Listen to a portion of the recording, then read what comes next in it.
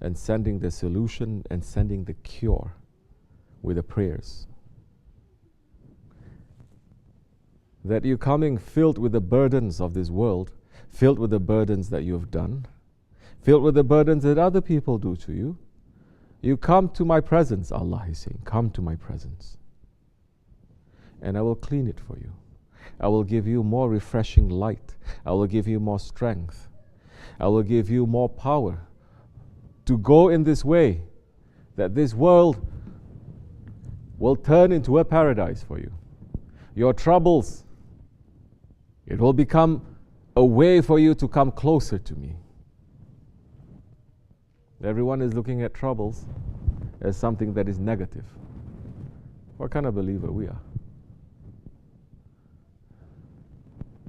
But you're not coming for the prayers. Now, especially for the prayer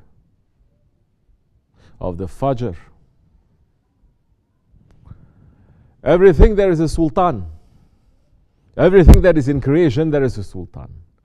Amongst the prophets, there is a sultan of the prophets. That is the Holy Prophet ﷺ. In the prayers, there is a sultan. The sultan of the prayer, it is the Fajr prayer. The Fajr. That the blessings is coming down for 7 billion people. 7 billion coming down. But only a handful, they are really waking up for Fajr, longing to pray to their Lord and being in closeness to their Lord, in sincerity, praying. The angels going to say to Allah, what do we do with all these billions of rewards, billions of blessings? We've already given that handful their blessings. Allah is saying, take all these billions, give it to them. Because what I give, I don't take back. I'm Karim. What I give, what I send, I don't take back. I sent for 7 billion people to worship me. Every single day, 5 times a day. But only a handful they are praying. Give all the other billions that is supposed to be for all of mankind to those few. Now, how much more are you going to run? If I say to you, if I say to you, come tomorrow morning, 6 o'clock, don't be late. I have $1 million to give you. Oh, you're not going to sleep tonight. Correct or not? Thinking what I'm going to do with that $1 million. If you say it's not, don't lie and cheat yourself. Because if you don't wake up for the Fajr, if you're not coming to the masjid for the Fajr prayer, then you're looking at that, at the Fajr prayer, what Allah is promising us, to be lower than anything else. Your sleep, or your home, or your comfortable bed, or your laziness, or your heedlessness, or your shaitan is more valuable to you than the commands of Allah. This is what it's meaning. We are coming here to change, to learn what is valuable and what is not valuable. We're not here to just support all our ideas of what is not valuable. Here, no. We are here to understand what is not valuable, what is not beneficial, what is wrong, to leave aside and to take what is good. This is Jihadul Akbar. This is the biggest jihad, the biggest struggle, the struggle against your nafs. Now, if you're not struggling, what are you doing here? You know, if you go to war, everyone is fighting the enemy, and you just stand there. You're not fighting. You know what they're going to do to you? At the very least, they're going to court-martial you. Correct or not? Now there is a sultan of the prayers. It is a Fajr prayer. The sultan of the days, it is the Jummah. The Jummah is the sultan of the days. It is more holy in the presence of Allah and His Prophet than the 2 Eids, the 2 Bayrams combined. Now if you say, I don't miss Bayram prayer, I'm going to dress up, I'm going to be excited about it. Are you having that feeling for the Fajr prayer? Are you having that feeling for the Jummah? Check yourself. Don't let your ego to trick you. We are here to become men, to become those ones that are going to leave our wrong ideas aside to become strong, not to become weak. If I ask you how many times you're coming late for your work, you're going to say no. Why not? Because I'm going to be fired. Even if you have your own company, you're not going to be late. You understand that it is wrong.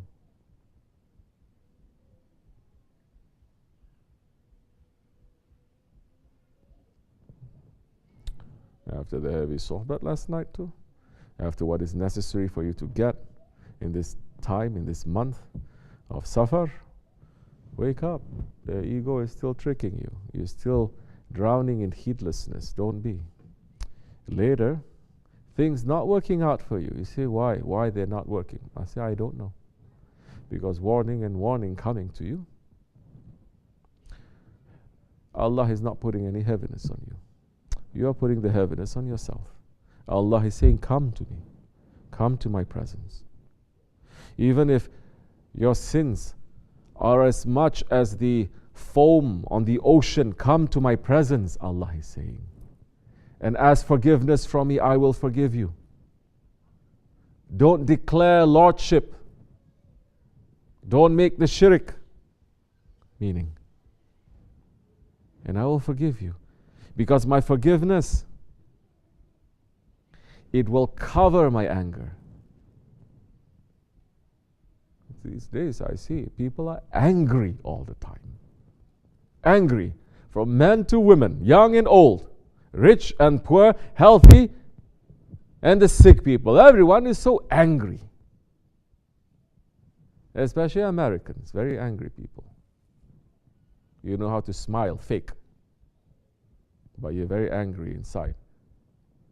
You're trying. You don't know what to do. That's why the anger, it comes up to there. And suddenly, what do? You just take it out. And if you have the power, you're going to destroy everything. You have children.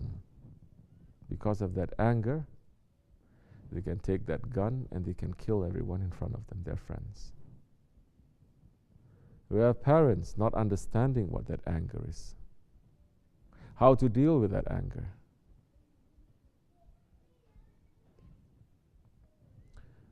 Allah is sending us everything that is necessary for us to live in this world. If we are not taking the teachings, we will not know how to live in this world. We will live like animals and we'll die like animals. And we will treat each other like animals. You're going to treat each other like animals. Just to be used, to abuse it, to kick it aside, and to kill it and to finish it. Because I have to fulfill my destiny, my pleasure, my idea. So the prayer, it is very important for you. Because the prayer, Allah subhanahu wa ta'ala is saying, it will stop you from committing the evil. The prayer will teach you how to stop yourself from being disobedient ones. Not the prayer of going up and down. The prayer of understanding what that prayer is. That you're going to sit, you will know from this cold, oh, maybe that's why you're not coming, because it's too cold. Huh? Yeah. Are you completely brainless? Shaykh Maulana is saying one time, because people were coming to the dargah in the snow, just like today, just like this morning. They were coming to the dargah in the snow, and Shaykh Maulana was saying, may Allah always protect you from the fire of hell and the cold heat of hell, because you are going through this snow and this cold for the sake of Allah, just to come to worship. Maybe your whole week you didn't do nothing for the sake of Allah. You didn't do nothing. Praying like this, rushing, doing your work like this, your heart zikr like this. But just to walk in that cold, stepping on your ego to say, I don't like this, but you must, for the sake of Allah, I'm going. That becomes a jihad. That becomes a struggle. Because of that one simple action, Allah will forgive everything that you've done and will bless you for everything that you are doing and the intentions that you put yourselves in. Because of that small action. You're not thinking, that's why. You're not saying, I did so many wrong things. I'm telling myself I can wake up, I can sit, I can eat anytime that I want. Now I'm going to train my body to say, go through this little bit of difficulty for the sake of Allah. You see so much blessings coming, so much rahmat coming because of that. Simple action that you're going to run to do it. You're going to run to do it. You're going to look for something that is difficult. You're going to turn on cold water when you're making the wudu, not the warm water, not the hot water. And you're going to make the dua before you're making the wudu to say, Ya Rabbi, my ego is not liking this, but may this please you. I'm punishing myself because I cannot stand the heat of the hellfire. Please don't punish me, Ya Rabbi. Simple action. But you're making that wudu with good intentions. Pleasing your Lord. Pleasing Him. Doing it knowing that it pleases Him. That becomes a worship. So think. The murid must think. If not, your ego more smarter than you. When you don't teach yourself to think, then you're just going to be like an animal, and your ego is the one who is going to become the shepherd leading you. Instead of you being the shepherd and your ego being the animal. You being the rider and your ego being your horse, that you're riding it with that power. And now the horse is riding you. You ever seen a man in the streets, they're carrying a horse? This is what you're doing. And to pray now. What prayer we're making over here? Masjid kind of prayer? Jami kind of prayer? We're making the prayer that we're combining so many sunnats of the Rasulullah into the prayer itself. If you are interested, you're going to find out. You're going to understand. Then you're going to say, Subhanallah, how Allah easily is showing me His mercy. That just by reciting Salawatul Sharif 10 times in the morning, what blessings is giving me. That I'm making the salawat to cure myself with that salawat of my heart, physical disease and everything, because I'm asking Allah to bless Him as much diseases that I'm carrying or there is in this world. You ever think? You don't think. You're not reading. You're not thinking. What are you thinking then about? What are you spending your time with? What are you spending your brains with? Nonsense. Ghaflat.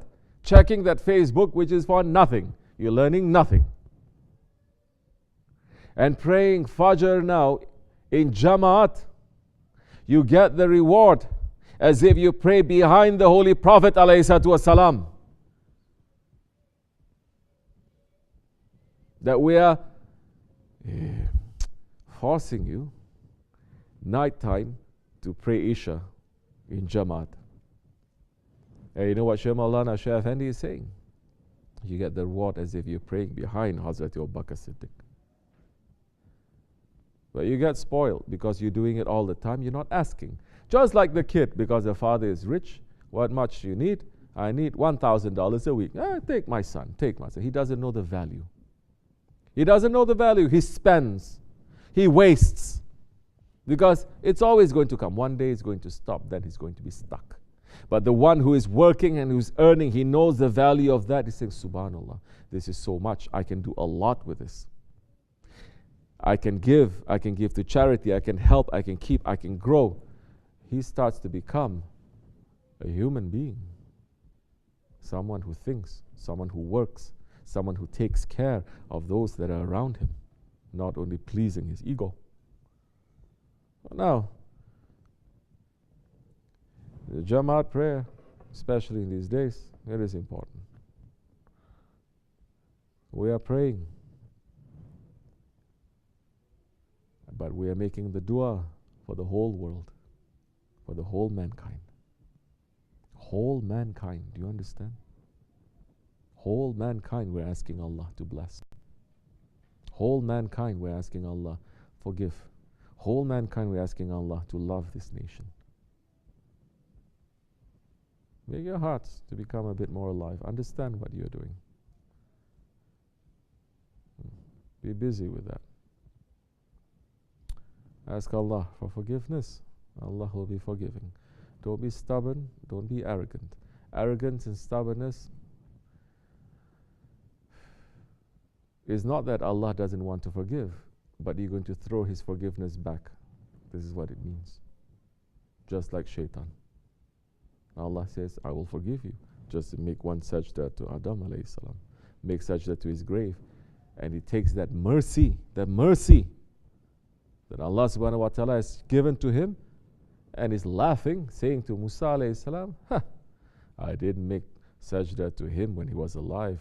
Now he thinks I have to make sajda to him, to his dead bones, becoming more angry. Don't be. This is for you and this is for me. Fatiha. Amen.